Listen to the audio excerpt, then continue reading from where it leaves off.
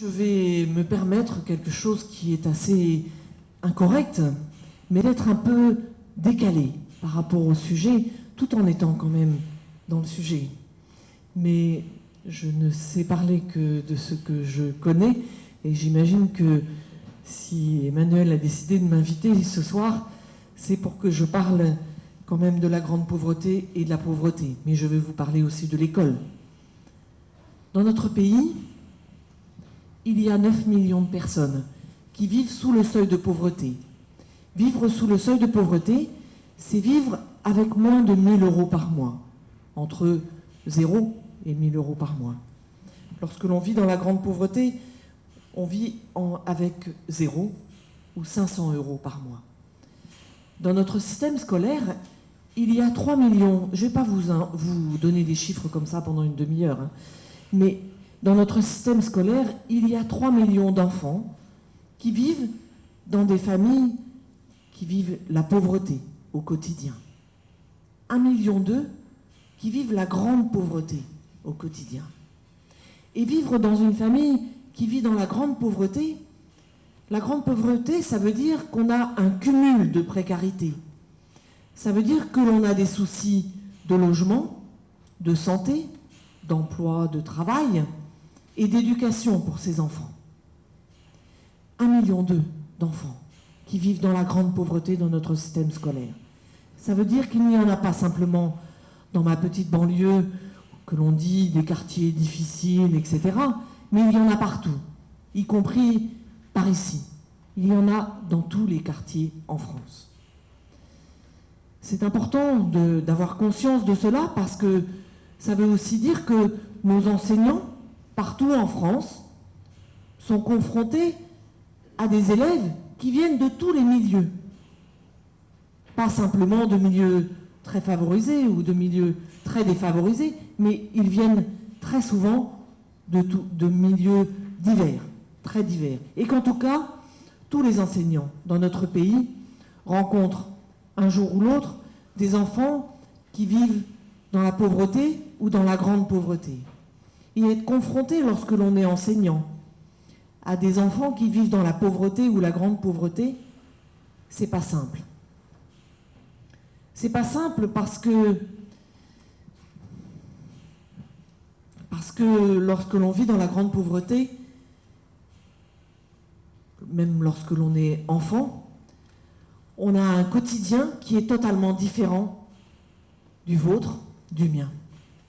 On a un quotidien qui est extrêmement différent parce que fragile, très fragile. On ne sait pas si l'on va manger ce soir. On ne sait pas si l'on va pouvoir payer la sortie scolaire qui est demandée pour la semaine suivante. On ne sait pas si l'on va pouvoir avoir ses affaires scolaires. Je ne suis pas là pour vous faire pleurer. Je suis là pour vous expliquer que ces valeurs dont nous parlons ce soir, ces valeurs de la République, n'imaginez pas un instant que les parents qui vivent dans la pauvreté ou dans la grande pauvreté, ils ne les partagent pas.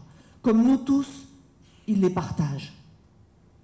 Et comme nous tous, elles sont essentielles pour eux. Comme nous tous, ils veulent que leurs enfants réussissent à l'école. C'est quelque chose qui leur tient énormément à cœur. Alors ils n'ont pas les codes.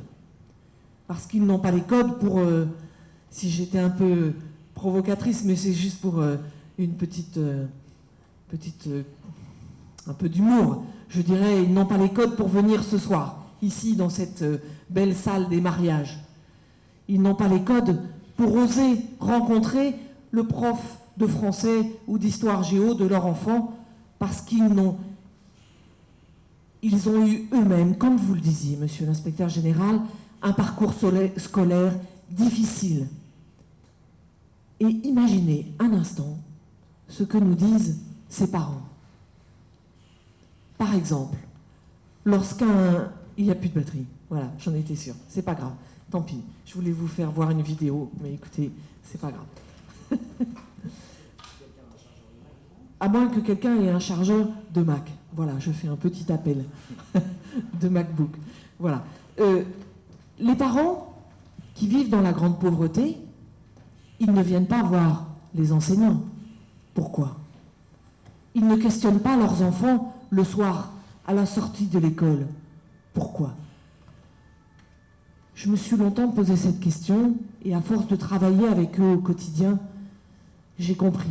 Parce qu'ils nous ont confié que lorsque leur enfant sort de l'école le soir, ils n'osent pas lui poser des questions sur ce qui s'est passé à l'école. Ils n'osent pas lui poser des questions parce qu'ils ont conscience que ce que vit leur enfant à l'école est tellement différent avec ce qu'il vit à la maison, que le langage qui est employé à l'école est tellement différent de celui de la maison, qu'ils vont avoir bien du mal à employer le langage de l'école pour les questionner sur ce qui se passe à l'école. Alors, je fais pour moi peut-être un raccourci, mais pourtant ça me semble assez essentiel pour notre démocratie, parce que pour notre démocratie, il s'agit que tous nos enfants aient les mêmes chances à l'école, pour que ces valeurs de la République, pour que ces valeurs que l'on souhaite que tous les enfants partagent à l'école soient vraiment partagées par tous, il s'agit qu'ils aient les mêmes chances à l'école. Et pour qu'ils aient les mêmes chances, il faut mettre en place un certain nombre de choses. Excusez-moi.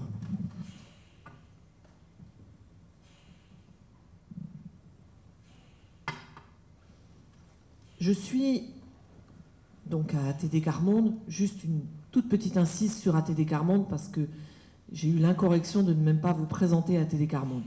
Agir tous pour la dignité Quart Monde. Nous sommes une ONG qui existe depuis 60 ans. Nous fêtons nos 60 ans cette année. Et nous avons la folie de croire depuis le premier jour, grâce à notre fondateur, Joseph Wrezinski, qu'il est possible d'éradiquer la misère en France, à travers le monde. Mais pour cela, il faut absolument que les pensées et les savoirs, y compris les savoirs d'action, des parents, des familles, des adultes qui vivent dans la grande pauvreté, soient pris en compte dans notre société. Ça, c'est vraiment essentiel. Je vous dis cela parce que vous me comprendrez mieux sur la suite de mes propos. C'est vraiment pour nous quelque chose d'essentiel que la participation pleine et entière à certaines conditions, parce qu'il faut être dans certaines conditions pour que la participation des personnes qui vivent dans la grande pauvreté soit pleine et entière dans notre société, parce que lorsqu'on vit dans la grande pauvreté, on est cassé. Et il faut du temps, il faut des conditions pour pouvoir reparticiper à la société, mais c'est possible. Alors pour que ces valeurs de la République, pour que notre école permette à tous les enfants de réussir, j'ai eu la chance de faire un travail au Conseil économique, social et environnemental, qui est la 3e assemblée de notre République, où je siège au nom d'ATD Quart Monde. Et je l'ai fait avec un inspecteur général de l'Éducation nationale, qui est Jean-Paul Delahaye, qui a été DGESCO, directeur général de l'enseignement scolaire, qui a été saisi par la ministre sur un sujet qui est grande pauvreté et réussite scolaire. Et nous avons travaillé ensemble. Moi, j'avais comme sujet une école de la réussite pour tous. Lui avait grande pauvreté et réussite scolaire, et nous avons travaillé un an ensemble. Je ne vais pas vous raconter notre travail dans le détail, mais vous dire que pour que cette école de la réussite de tous soit vraiment possible et en marche, il y a 4 points absolument essentiels. Il faut, et vous le disiez, avec les nouveaux programmes, c'est le cas, mais il faut que cela change, il faut que l'on avance dans notre système scolaire, il faut que les enseignants travaillent en équipe. Nous les formons magnifiquement maintenant, de nouveau, dans notre pays, nous les formons bien, nous formons bien nos meilleurs élèves dans notre pays, et en général, nos meilleurs élèves deviennent enseignants, mais nous les formons à être seuls dans leur classe, à être seuls face à leurs élèves. Et les nouveaux programmes qui ont été mis en route, vous doutiez, monsieur, que l'EMC soit enseigné à l'école maternelle. Si je peux tenter de vous rassurer, les nouveaux programmes de maternelle prennent en compte cela aussi, l'éducation morale et civique. Ils prennent en compte l'éducation morale et civique dès la maternelle. Ils ont été mis en place il y a 2 ans et ils prennent en compte cela. Ils prennent en compte la socialisation du jeune enfant. Voilà, que les enseignants travaillent en équipe, c'est un premier point essentiel. Les 4 points sont liés. Toutes les pédagogies ne se valent pas pour faire réussir tous les enfants à l'école, pour que tous puissent réussir. Il s'agit de former les enseignants aux pédagogies qui permettent davantage la réussite de tous. Pédagogie de la coopération, pédagogie différenciée, pédagogie explicite. Et puis, je vais sans doute insister davantage sur ce point, la formation. La formation des enseignants, la formation des personnels autour des enseignants, pour que tous les parents soient accueillis à l'école. Je vous le disais, les parents n'osent pas aller à l'école, vous le disiez, les parents n'osent pas aller à l'école, parce que pourquoi tant d'enfants ne réussissent pas sur les bancs de notre école? Sans doute, pour une grande partie, à cause du conflit de loyauté qui inconsciemment les empêche d'apprendre. Conflit de loyauté parce que ce qu'ils vivent à la maison, ce qu'ils vivent à l'école est beaucoup trop différent, parce que le langage de la maison et le langage de l'école sont trop différents. Alors il ne s'agit pas de changer les langages de part et d'autre, hein.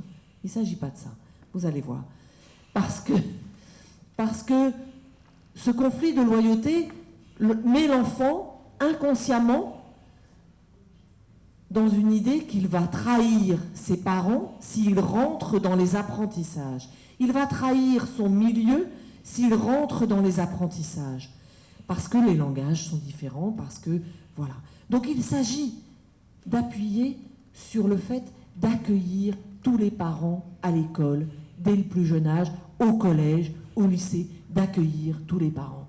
Parce que si tous les parents sont accueillis, et malheureusement j'ai pris tout un tas de témoignages, mais je n'ai pas pris le témoignage, décidément. Vous n'avez pas la vidéo et vous n'aurez pas le témoignage qui dit un parent qui explique elle vit en haut d'une tour, elle ne venait jamais à l'école de ses enfants, et une enseignante arrive à l'attraper un matin à l'école et lui dit écoutez madame, on a besoin de vous voir, on a besoin de vous voir. Petit à petit, elle reprend confiance pour accompagner son enfant davantage à l'école et pour, avec d'autres mamans, se lier avec d'autres mamans ou papas pour venir près de l'école et dialoguer. Et à la fin de son témoignage, elle dit, tout à fait étonnée, et l'enseignante m'a dit que mes enfants se mettaient à aimer l'école, que maintenant, ils commençaient à aimer apprendre à l'école.